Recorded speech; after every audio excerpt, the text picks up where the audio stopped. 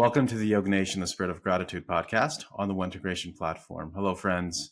My name is Yogesh Patel, and this podcast focuses on bullying, self-awareness, and our inner spirit, inviting high-profile guests to share their experiences on these relevant topics. And today, my next guest is former on-air CBS journalist and CNN producer Seema Mathur. During her time at CNN, she was part of the international desk covering stories in Africa, amongst them child slavery. Heartbreaking. Among her accomplishments, she's been recognized for several Associated Press and Edward R. Murrow Journalistic Awards. Now she's founder of Global Voice Productions, whose mission is to share the voices that need to be heard. Today, she joins us to talk about finding our purpose through emotional honesty and vulnerability. And with gratitude, welcome to the podcast, Seema.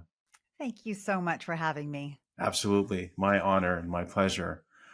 Well, Seema, I'm very curious to find out, and this may humor you a little, but as a journalist having command of words, how do you define and practice gratitude? I think gratitude first starts with awareness, that you have to be aware of, like, from the simple things to maybe more complex, but aware of what's around you. So like even being aware of the fact that I'm breathing right now and to be grateful for that, being aware that you're in front of me, being grateful for that, that my mind is working and I'm able to have this conversation with you.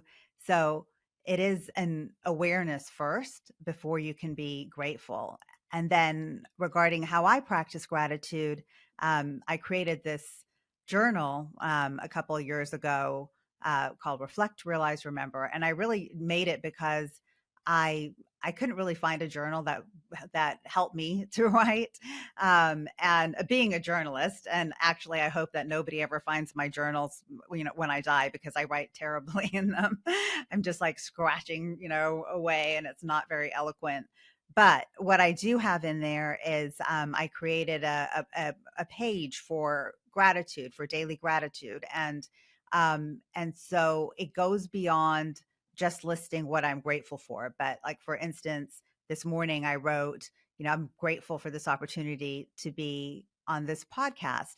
And then the next part of it is because it makes me feel. And so then really quickly, I think about how that makes me feel. And that next line, it's often surprising. So for this one, it was because it made me feel engaged with the world. And then another one was I'm grateful for two friends, Kay and Sarah, who are going to help me launch a podcast. And because it makes me feel, yeah, I'm excited. And because it makes me feel on that supported. And sometimes when I look back at that and I can see these patterns that I didn't really realize. I'm like, wow, I'm more supported than I actually thought.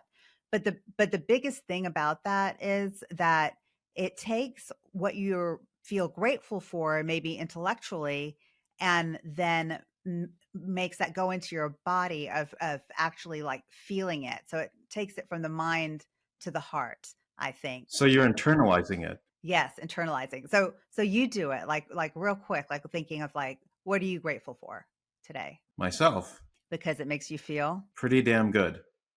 Great way to start the morning. There you go. It's that energy that begets energy. And it's just, it's that snowball effect. Yeah. Now, that doesn't mean I won't have roadblocks during the day.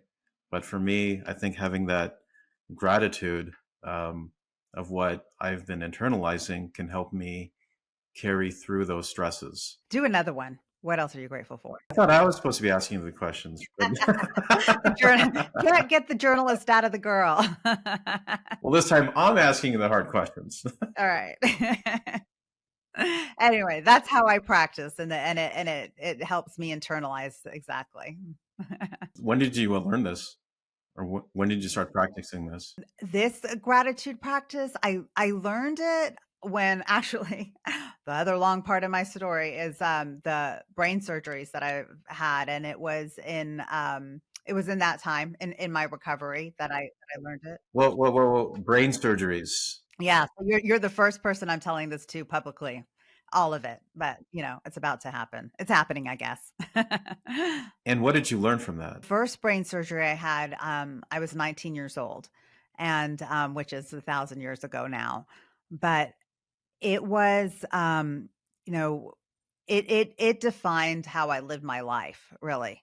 And, it was, I got into a place of just feeling so many things, honestly, but that I learned. But, I got into a place of feeling between life and death. It was very spiritual in that moment. And so the biggest spiritual lesson that I learned was during that period, it was this awareness that our soul is eternal. And um, I was I was afraid of death before this moment, before this all happened. But then I got into a very, very peaceful, very spiritual state, and I was no longer afraid of death.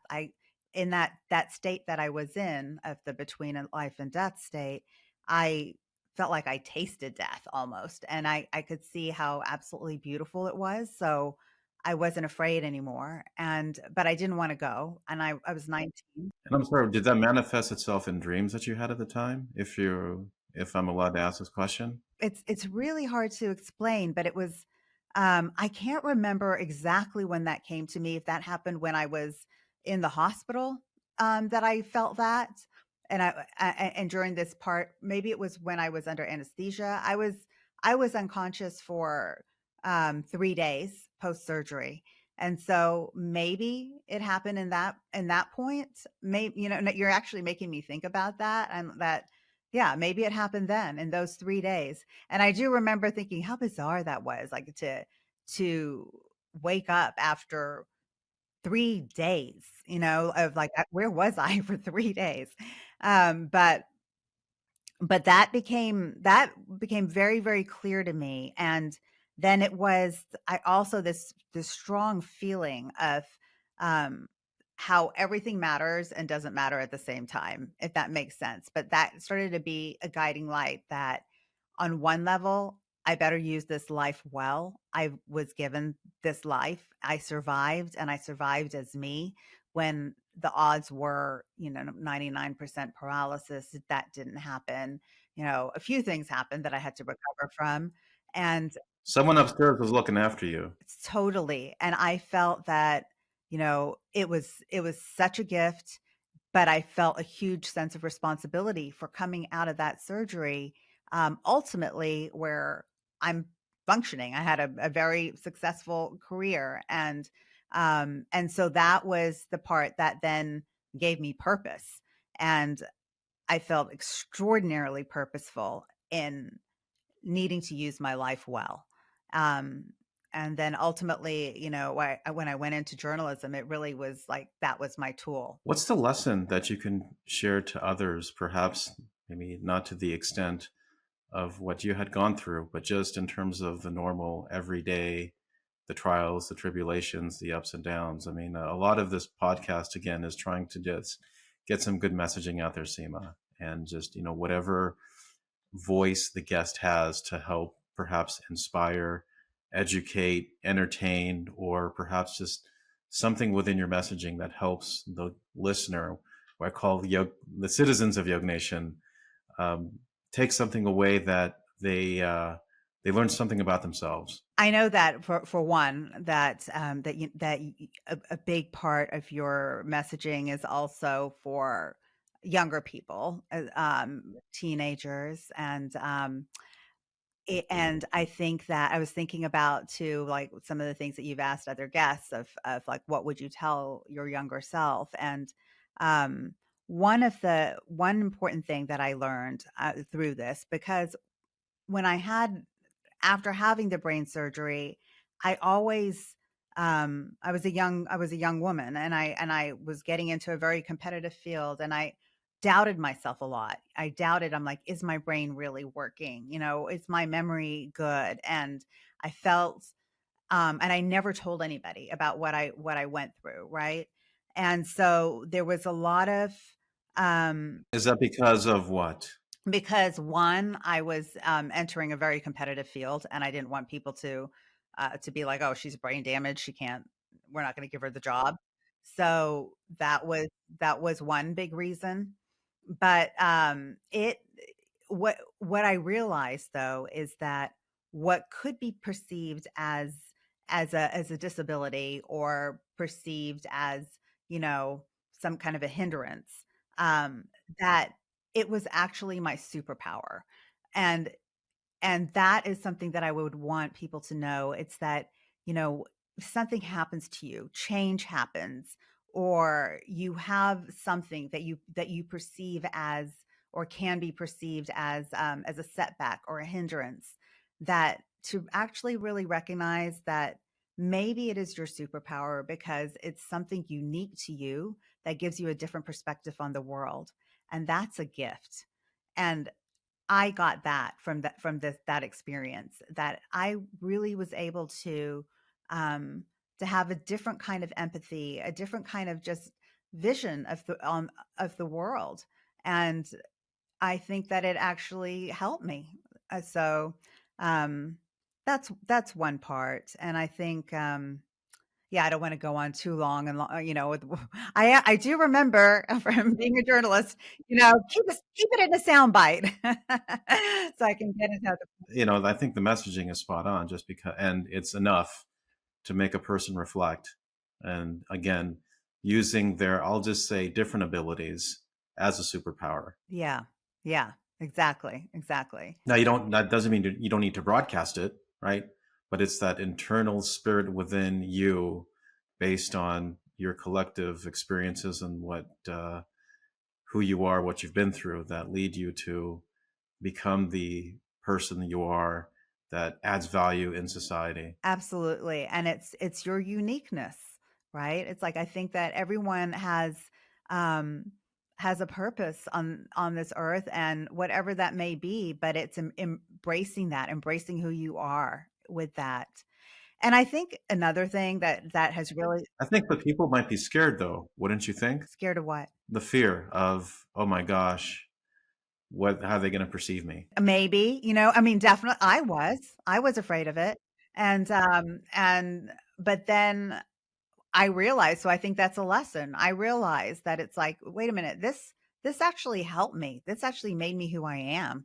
And so you don't have to share it, but just know that you've got a superpower, that your uniqueness is your superpower.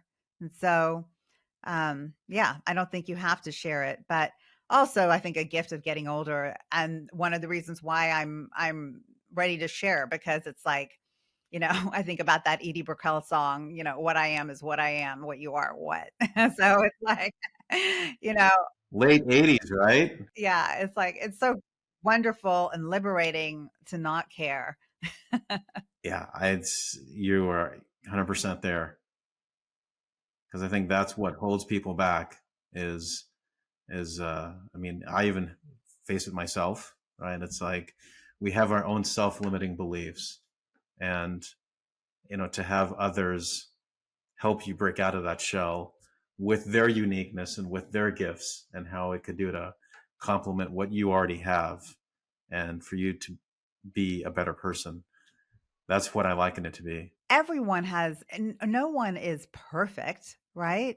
I mean, so everybody has their internal stuff, and realizing that it's like we're all human, and being able to just relate to each other on that level. um you know, I think that that helps that too, of worrying about what somebody might think about you. I'm curious. You mentioned in our pre-planning call of the DNA of having to be great. How do you balance ambition with self-compassion after everything that you've been through? For me, it was, you know, realizing that now I'm going on to a different place. Okay.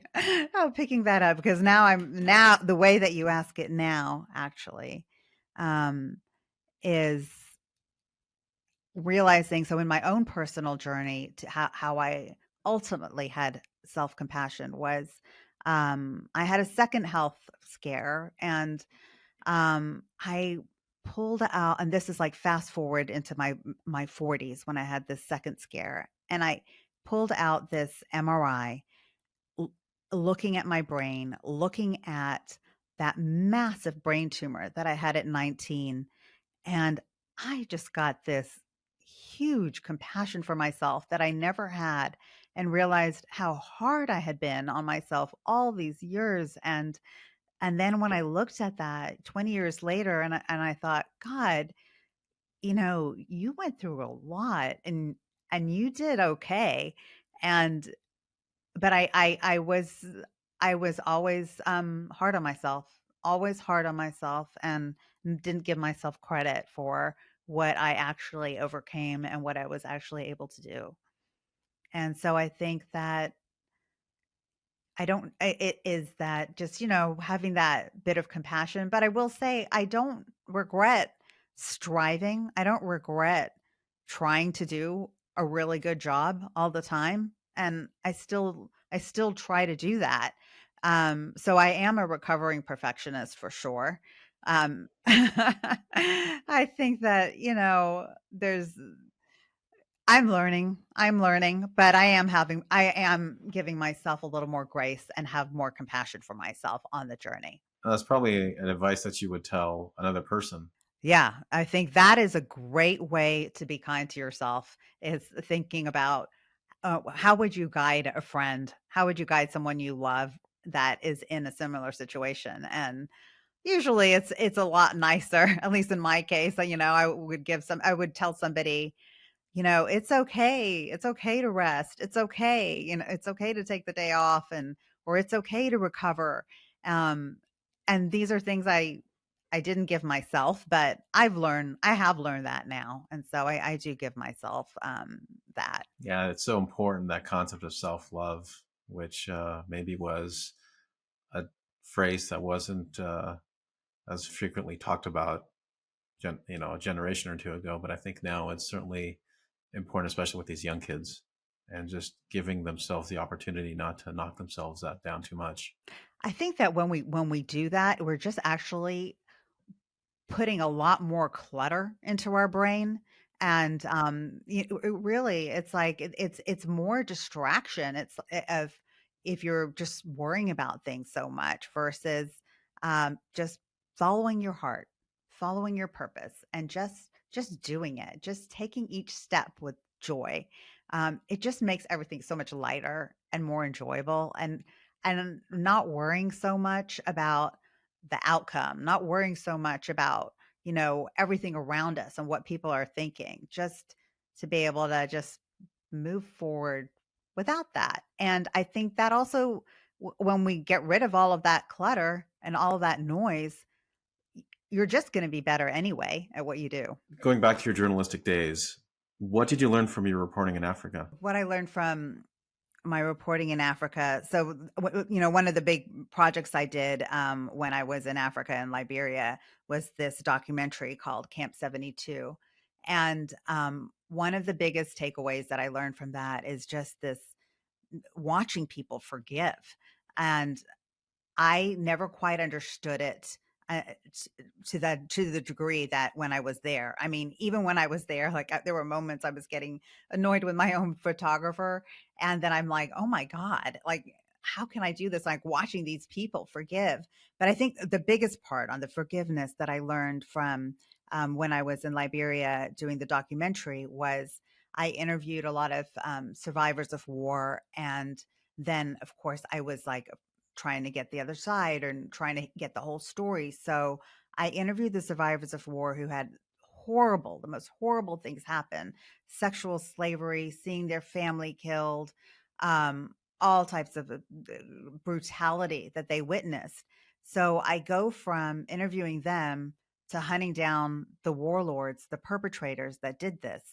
And I'm human. I always try to be a journalist and be objective and let people tell their story. But of course, when you hear this, I'm thinking like, oh my God, I hate this person that I'm about to go and interview, right? And but then I think, what I heard from the people that I interviewed, the survivors of war in that country that actually forgave their perpetrator. They forgave the people that did this to them sometimes, or very often. And then I thought, who am I to judge if the person that it happened to, if they forgave them, then, I have no place to judge. And it it was interesting because it made me a better journalist there because you're not supposed to judge. And it also, in some ways, kept me safe because I was interviewing some pretty dangerous people without proper security detail. I did this documentary independently, and people can sense going back to sensing, of how we're all people. People can sense your energy, right? And it's like they could sense that I really wanted to listen to them and I wasn't coming there with judgment. And that not only got me the interview, but I think in some levels it kept me safe. Um, So how did those people forgive these warlords that kill their own families? I mean, that's tough. I mean, I their form of justice that they have, it's called a palava hut, and their cultural belief and form of justice is that if you sincerely apologize, then they will forgive you. That's what they really want, is a sincere apology. And then as far as justice is concerned, it could be you killed my family. Now, you need to build me a house. Like, it's immediate form of justice. But it is that sincere apology. Secondly, it was that, these are countrymen that turned on them. And so they recognize that. But I think the biggest part too that I took away is that they had been through such hell, and now it was a time of peace. And they recognize, they meaning the families of the victims. yes, the survivors, the country, right? They have been, the whole country went through hell, but definitely the survivors, right? The ones that were able to forgive. And I think what it also came down to is that they recognize that this is a good moment. We have been through hell. It is peacetime right now, and we are going to enjoy this moment. And recognizing that holding on to all that bitterness is going to cheat them from what they have now, the good days that they're currently in. And do you know why these warlords started killing people? What was the rationale? It was, it's all comes down to power, right? Like, it's and so it was with the different leaders that were wanting to be in power, and so that was the tactics, is enlisting warlords, enlisting child soldiers. That's how they built their army. And so there were a lot of various different tactics to get them to be able to do it. But it's in a different way, like just basically how any military, I suppose, would fight. When you are believe you're doing it for a certain reason, then they do it. Yeah, it reminds me of Bill Carter and what he did. Again, he was a previous guest on the program, and he risked his life every day in Kosovo back in the early 90s, delivering food, water, medicine to the places the UN did not want to deliver food, water, medicine. So, and I think the underlying tone that he talked about was the sense of power of those warlords during that time, Milosevic and others. Yeah, yeah, it is. And there's a lot of different conditioning that happens. So it is power. Because I one thing I really wanted to understand when I was there too, it's like, how using rape as a weapon of war, and it's like, how do you do it, right? And I asked one warlord, I'm like, how can you do that when the person is like crying and in pain? And one actually said that like feeds them a sense of power, and when that person is crying. I mean, it's sick, right? It's, Oh my gosh, that's just hearing that, Seema, is just, I can't imagine. That doesn't even register in my head. I know. It's yeah, you know, And I guess I mean, even without, well, even with this reporting that you did in Africa, and I'm sure with the collective experiences you did as a journalist for CBS, PBS as well, and CNN, I'm sure it just made you that much more grateful of life. absolutely, and I think my own experience of being close to death, and then witnessing, like I said, like in Liberia, when it's peacetime and you've been close to death, and another place where I felt this same messaging in Lebanon, just how people have this incredible joy of life. And I think it's, when you don't know when the next bomb is going to drop, you really, really appreciate life. And in my own personal health conditions of of that, and seeing that on a larger scale from people that have been in conflict, um, they just embrace life. And I think that's something to realize. It's like not to take it for granted. And it is a strange thing, but being closest to death can sometimes make you feel most alive. And then going back to the spirituality, you mentioned the Gita, the Bhagavad Gita, again, it's Indian scriptures, similar to that of the Bible and the Quran. But just curious to find out how your spirituality has evolved, um, in the sense of gratitude that you have. Did it change? And if so, how did it change? I think that this knowing that I got, that has stayed with me, of um, our soul being eternal, that has really helped me on a lot of levels, and keep life in perspective, of realizing that in a sense, it's helped me, like, not sweat the small stuff, because I'm like, this life is just a small fraction of my whole soul journey. And so that kind of puts that in perspective.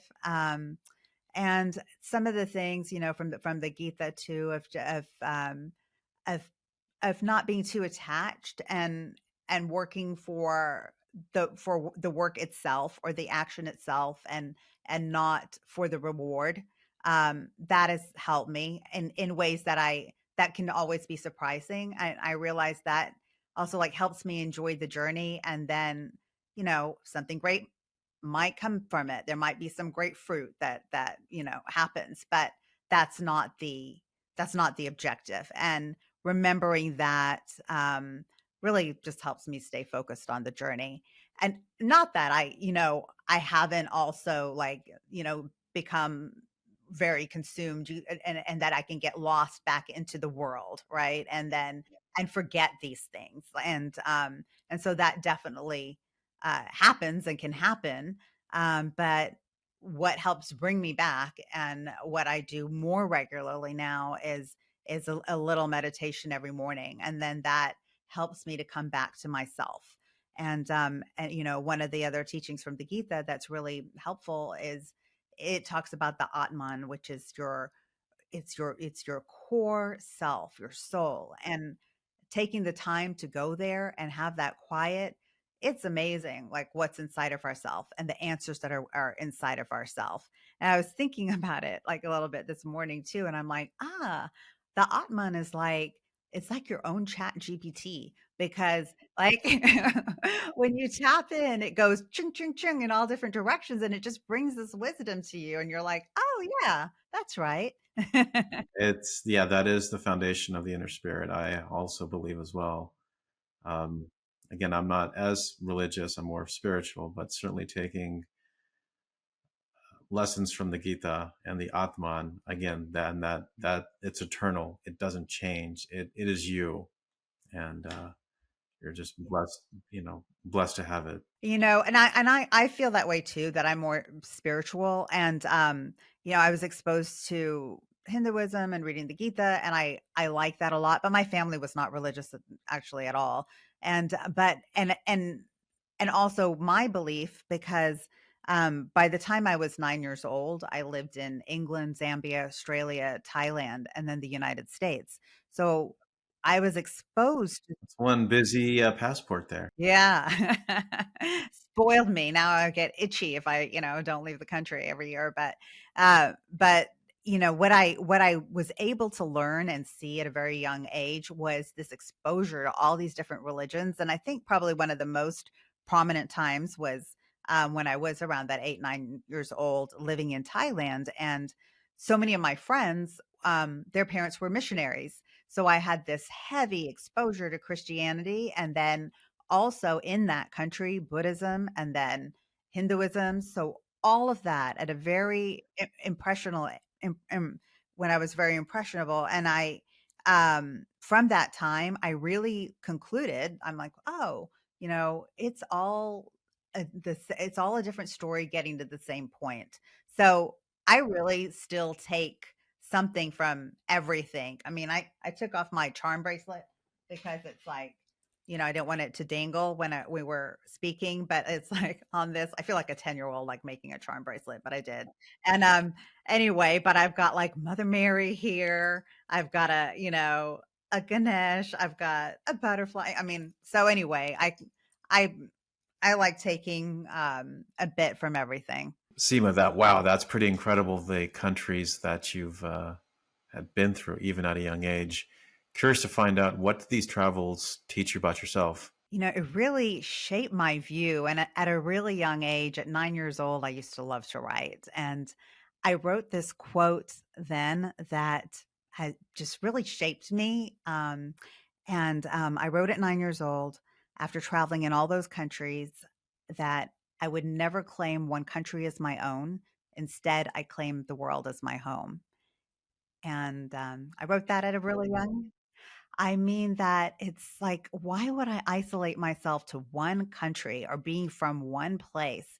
Why would I do that? The world is my home. The world belongs to all of us.